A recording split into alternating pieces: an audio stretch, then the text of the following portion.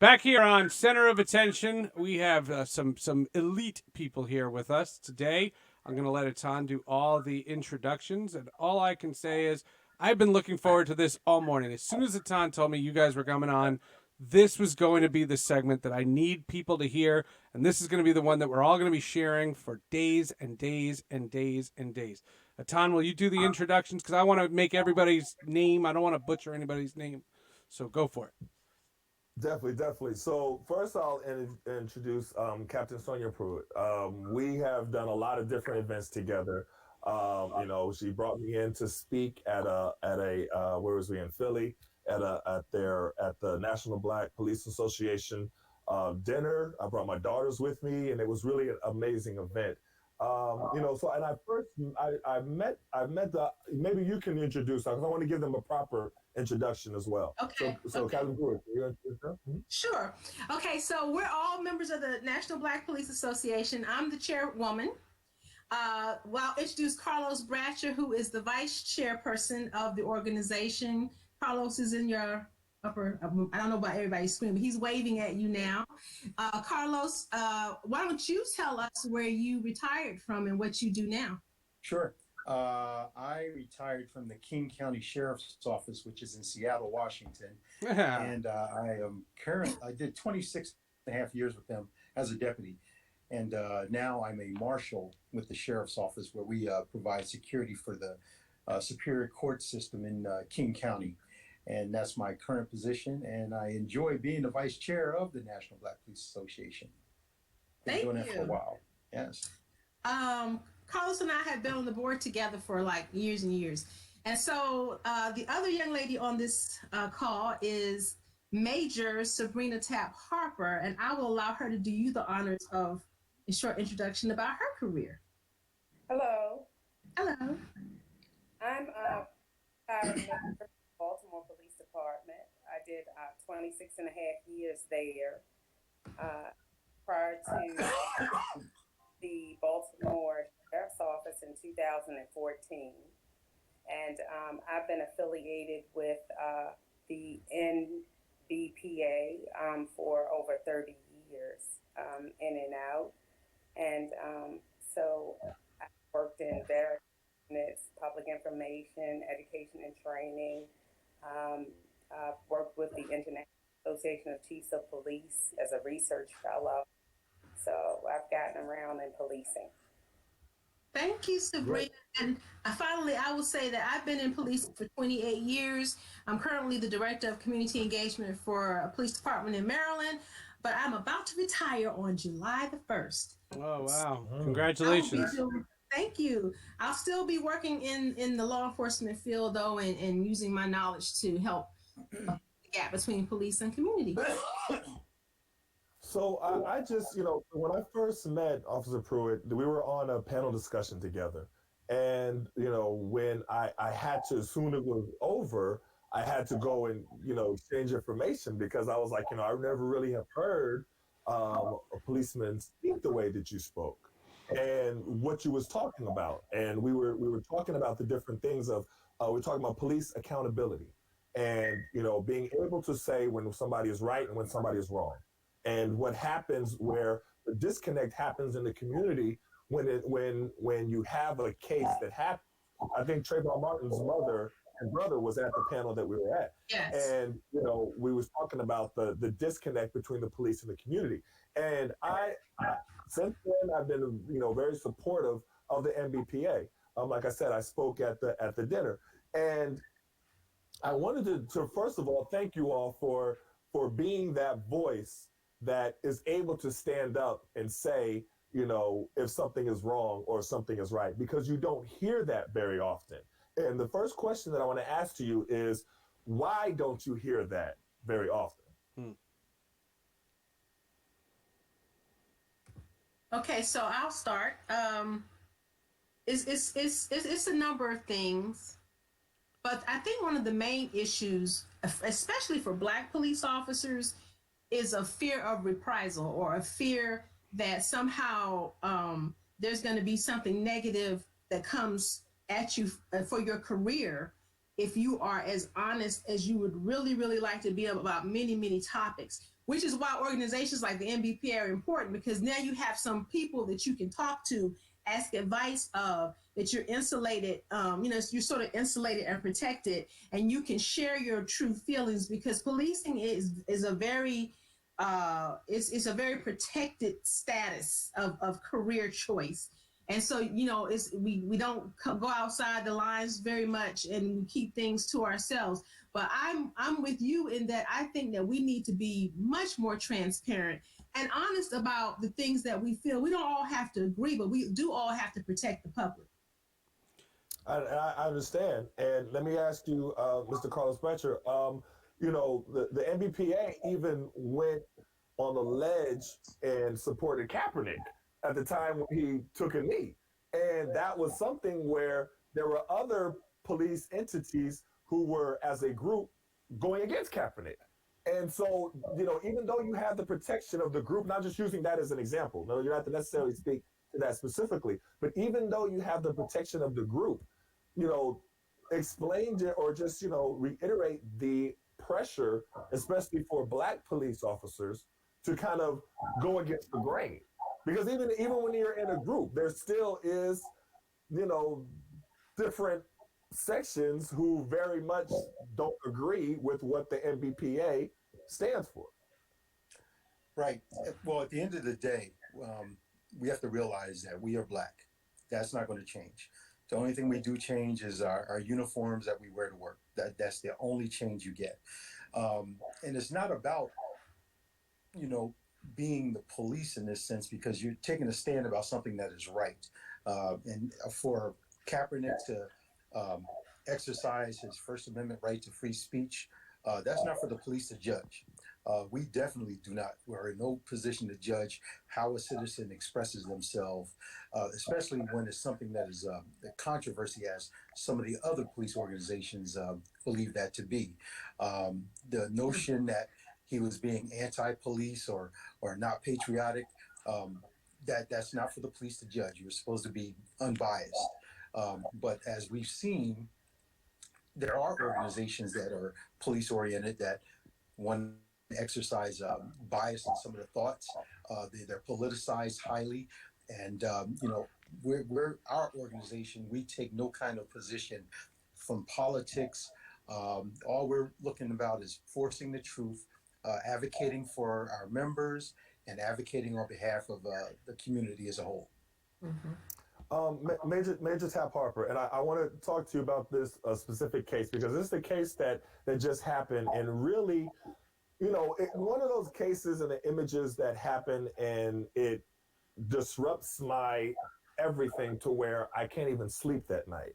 And so, it was the image of the case in Rancho Cordova Police Department, and I saw the image, and it was the image of the policeman, Brian Fowle, and he was, tussling and beating and punching and kicking a young man on the ground. And so that image just went out there. And then the reaction to a lot of mainstream America was kind of like, well, let's wait until the facts come out. That's like what you always hear. All right, don't react to what you're seeing the police do. Just wait till the facts come out. So then the next day, I guess the facts came out, and then you had the spokesperson, Sergeant Tess Tadering, for the Sacramento spokesperson, gave her statement, and it said that he wasn't having any kind of immediate danger, didn't pose any danger or anything like that, but he didn't give his ID in a timely fashion. So that didn't sit well with a lot of people. And then you start having this mistrust from young people, especially a younger generation, and myself as well, of the police, because it seems as if there is no type of punishment, no type of holding accountable kind of ever. How do you respond to somebody who loses that faith in the police when they say this type of thing always happens and the police are never held accountable? Well, thank you for that question. That was one of the reasons why the National Black Police Association came into being. We were liaison between the police department and the community. So that was one of the initial reasons, to act as a conduit between our police, our community. And that is exactly why we are here. Um, we know that we have a race problem in America and we have a policing problem in America. That's no doubt.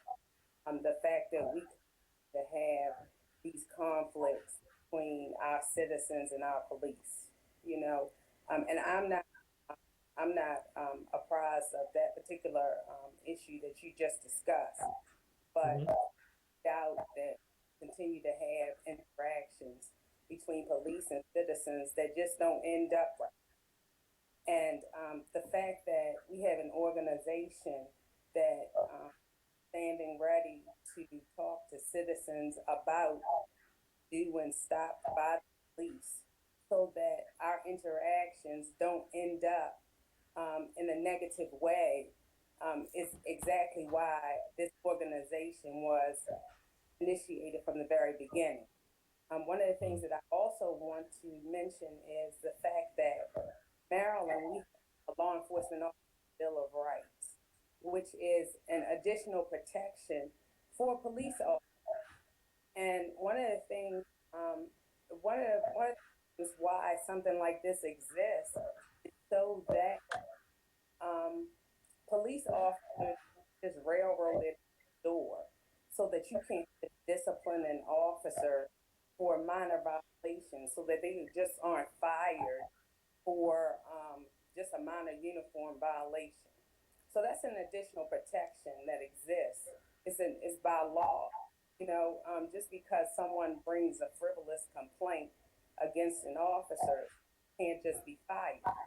So, I mean, you look at the other end of the spectrum where there's some negativity, but just imagine, if your daughter decides that they're going to go to law enforcement and they are an upstanding officer that really commits their life to this, and someone, for whatever reason, decides they're going to bring a complaint against them, you want them to be afforded every right to preserve their job. So that's an important benefit. I agree, and I think that's a good point. But I think the opposite has to be as well as true as well. I have family members that are police officers. Friends that are police officers. I've done events with the police officers as if as the NBPA, and I would want accountability on both sides. But the problem is there doesn't seem to be accountability on the side of the police.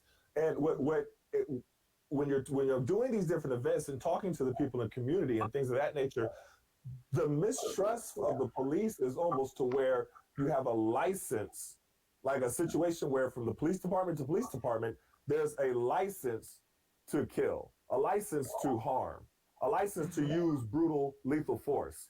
And it's not even as saying that, fired immediately, just held accountable, just a due process, just anything that the public is seeing, except for there was a fear for their lives in a discussion. And that's kind of what it seems happens.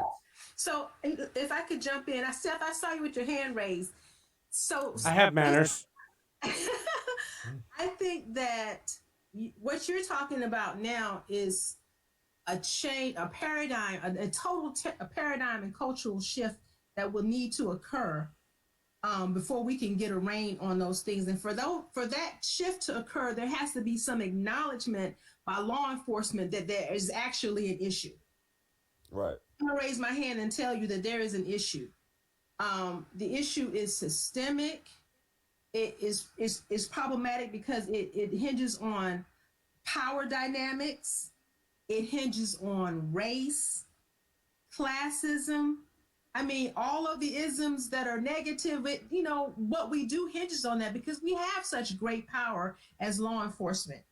So we should be looking, or the public should be looking to our leadership to get these things under control and holding leadership accountable for what it is that they want to see in their police departments. Because if you're not going to have a leader, and I'm not just talking about police leaders, I'm talking about elected officials, county executives, district attorneys, if they're not going to do their job and hold officers accountable when they should be, then we're going to keep having this issue over and over and over and over. I agree. Seth, go I ahead. just want to put some context to my question because I'm clearly not black. I have many friends that are, and I have not a racist cell in my body. And I'm only saying that because when I hear police, my thought, I live in the New York area, and I think 9/11. Like the reverence I have for police is innumerable. There's no way to properly put it on that pedestal. What I don't like, and the one thing I want your guys' opinion on, and I think of Trayvon Martin. I just use that example because it's fresh in my brain. When that happens and there's an outrage, and there should have been, and it was an awful thing that happened. Why the outrage was to the police, not towards that Zimmerman clown. It's not F Zimmerman, F Zimmerman, it was F the police. And that phrase, just how they look at that and watch those buildings fall in 2001 and could ever say those words is beyond me. And I don't understand that part. And I'm talking about mostly black people. And I'm trying, that's why I prefaced what I'm saying. That's not a racist thing to say. I don't like the idea that people stereotype the police because of some schmuck that does something bad. Mm. Go ahead. Go ahead, sir. I think to answer your question, Seth, it's more of a historical thing to put it in proper context. The relationship between law enforcement and blacks in this country from its inception has never been a positive relationship because the police were used to control blacks during slavery, after slavery, during civil rights. And, then we see things that just continue to occur. What we saw in Rancho Cordova, these things just continue to occur. For the Trayvon Martin incident, granted, most of our anger was directed towards Zimmerman, but the police were involved in the initial investigation where it was somewhat dismissed. It was dismissed. And so you would that would generate the anger, and it bothers me still when I hear people saying, "Oh, the police and George Zimmerman did that nonsense on his own," and the police even advised him that when he called 911 not to engage, and he took it upon his own doing to do it. But you have to look at it from a historical perspective as to why we continue to have these issues. And to be quite frank and open, they're still dealing with it in major metropolitan areas in this country. St. Louis is having a very hard issue with their police department. Our organization out of St. Louis is continually fighting with the chief and the city leaders, and that's even when they put African Americans in charge of the police department. So you have some people who, like us, we get it. We understand the dynamics, and we see it, and then you have others that look like us who go along with the program because they don't want to make waves. That's unfortunate. That's highly unfortunate. But we just keep plugging along. But you have to remember, you have to look at things from a historical perspective. Okay. And so I just want to add one thing, and that is, it's sort of like everything is a relationship. And if you're in a relationship with someone and they are abusive, and you keep trying to make the relationship work on your end, but the person on the other end is continuing to be abusive, at what point do you say stop? And so Carlos is right. Part of this is historical, or much of it is historical. But the part that's really historical is that there is never any acknowledgement by law enforcement about any wrongdoing by any police officer ever. And so while I would never dismiss 9/11, I would never dismiss what we're doing now during COVID, nobody wants to acknowledge when an officer is just wrong. Just wrong. Hey, that officer was out of order, and we will not support that. So that lends itself to that anger whenever we, as a Black community, come into contact with issues surrounding the police.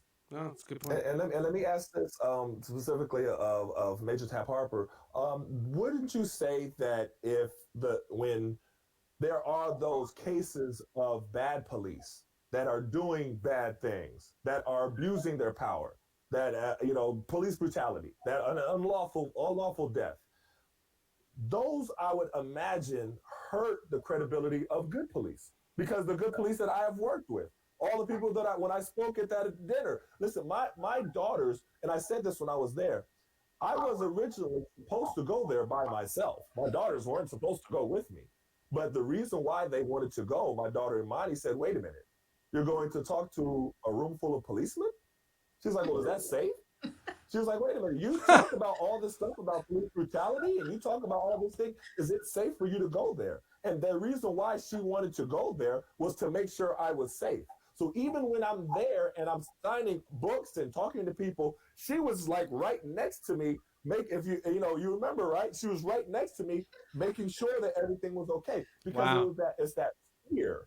Yeah. Do you know what I mean? And so when you hear those negative cases, it affects good policemen. But it's like, if good policemen don't speak out on it and don't point it out as wrong, it's almost as if they're condoning it. Would you disagree with that? But because, and here's a quote from Dr. King: "Injustice anywhere threatens justice ever." And so a lot of citizens don't necessarily see the uniform. They see the uniform and they see all officers. They that's independent of one another. And sometimes that's unfortunate. But what can we do, and what are we doing in law enforcement? Training, right? That's where we start, to reset minds. And listen, we tell uniform members, relax, everyone's biases. Start to reset minds about this whole idea of implicit and explicit biases. That is the only thing that you can do to try to retrain people moving forward about how they are treating people in the public, and move forward, because that is an issue with how people are dealing with the community. And we have a broken relationship with our community. If nobody has said it, I'm going to say it. There is a broken relationship between the police and the community. There's an existing problem there. So moving forward, how do you fix that? Through training. And, so those are some ways that you do that. Reset, do a mind reset. And, explain to people, it's not that you're a bad person. The book Blind Spot talks about that. These are good people with biases. Let's retrain them. So that's my whole idea. Your daughter is absolutely beautiful. She's so cute. Oh, thank you. Listen, I have a lot of respect for your organization. I have a lot of respect for the NBPA and what you do. And I told Captain Pruitt this when I first met her. I want to keep on working with you all, because this is something that has to be able to be fixed. There's something that has to improve. I don't like that my daughter feels that way about the police. I don't like the fact that I'm driving with my baby girl, baby Sierra, who is also there, and she could be having fun watching everything like that. And if she hears sirens or a policeman goes by, she stops. Like all the fun stops immediately. You know what I mean? Like, I don't like that she feels that way, but I understand why. And we have to keep on. And, I do a lot of work with Tiffany Crutcher in Tulsa, Oklahoma, which is Terrence Crutcher's sister. That's where I grew up. And so what she has really been pushing is for laws to change as far as accountability, to where what she says is you can't legislate somebody's heart. It's kind of hard to be able to do that, but you can make it illegal for them to act on their biases. So she's pushing for laws to be changed. Emerald Gardner, who is Eric Garner's daughter in New York, she's pushing for laws to be changed. I mean, even the chokehold, for it to be, it was already illegal, but I don't understand how it has to be all the way illegal, not depending on where you are on it, but completely illegal. So pushing for laws to change, and I think that's something, that accountability part that is really going to help with the relation. So we ran out of time. This is a much longer discussion that needs to happen about this, but we need to have more events. You got to come back. And they're in quarantine. You got to come back. You got to come back. no question. Just fix your lighting. Fix your lighting. I will work on that. Once we come out of this coronavirus pandemic and everything like that, I want to continue to do work because there's work to be done on both sides of it, that we have to be able to have accountability. And I know we have to be able to have respectability. And I know that it has to be not lumping everyone all into one basket. And then there has to be able to know that if somebody does something wrong, they're going to be held accountable. Mm-hmm. So there has to be work up. There's a lot of work that needs to be done. So like I said, thanks again for coming on the show. Keep doing the work that you're doing because you're needed. Every time I post something about y'all, in the worst way, we're needed. They're like the Black for Black Police Association. That's great. We need more of them. We need more. Like this is the last thing I'll say. I'm not trying to go on a tangent, but when I was young, there was community policing, and we knew all of the police in our community. The Black Cops Coalition of Tulsa, Marvin Blades. They put on different things and functions where my mom would drop me off there and say, "What time do you want me to come back to pick him up?" Mm-hmm. You know what I mean? Like, they're in the community. They see us. They know us by name. I really think that we got to get back to that. So it's not looking at a target, but looking at an actual human being. And both sides see each other as a human being, and they're respected and treated as human beings. Yeah. But all right, that's enough. I'm not going to try to talk y'all ears off. But I like I said, much respect to y'all for the work that y'all are doing. We're going to have to continue doing work. We're going to have to bring you back on the show, too. Please. So thanks please. So nice to meet you. You too. Everybody be safe. Okay. And we'll talk to you later. All right. All right. Thank you. We're going to say goodbye to all you folks and have a great weekend. We'll be back Monday at 1. And who knows, maybe we'll get all these